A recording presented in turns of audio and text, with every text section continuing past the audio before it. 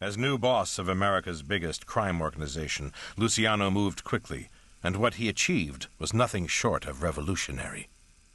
He knew there would be disputes. There would be disputes over who controlled certain areas, certain industries, over money. So by having the 5 families establish something called a commission, that's the name they used, like a board of directors. They almost set policy on what would be allowed to be done, what was prohibited, and at the same time, they were there to resolve disputes among the families. It was incredible. For the first time in one room, listening respectfully to a youthful Luciano, sat the heads of no less than 5 mafia gang families. Later named after their original bosses, Gambino, Genovese, Colombo, Lucchese, Bonanno.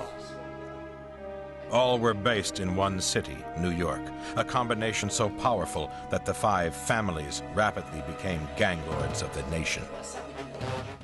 But not everyone was ready to join up. In 1931, there was still one mob boss strong enough to stand out against the syndicate. In Chicago, Al Capone held absolute sway, and Capone wanted to keep it that way. Indeed, the idea of running the mob as a business had originated with him and his mentor, Johnny the Fox Torrio. Capone's fame made him a target. The feds were determined to bring him down. But how they did it still stirs controversy today. I have no problems with getting rid of bad people. And Capone, as I say, he was a big, brutal, bad man, okay? But you do it within the law. And this is the concern that I have. Capone was making $25 million a year. He had personally killed at least half a dozen men and ordered the deaths of dozens more. Yet he was tried not as a bootlegger, racketeer, or murderer, but for income tax evasion. It was a joke at the time. Here you got a man killing, robbing, bribing, doing every filthy crime known to mankind in the state of Illinois and the city of Chicago. Now he's being put away for income tax. The tax rap was a surprise move. Most Americans didn't earn enough to pay income tax, and few took it seriously, least of all gangsters. The filing of income tax then was not as it is today. Less than 10% of the people in the United States in those years, the 20s, had to pay income tax. So paying income tax wasn't something that we all accepted and knew. And Capone, he was no rocket scientist, obviously, that Capone should know about income tax. I don't know if we can buy into that.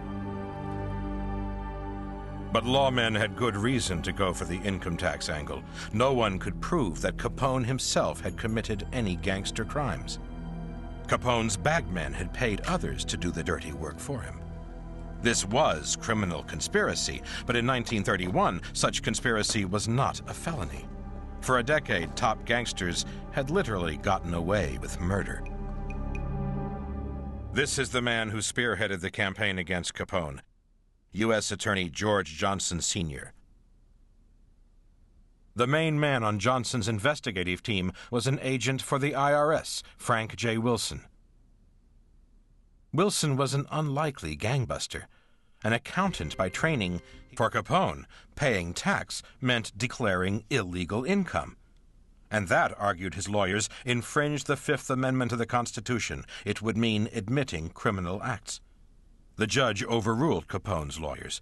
It was a bad sign for the big shot, the start of a courtroom roller coaster ride that still causes some lawyers concern.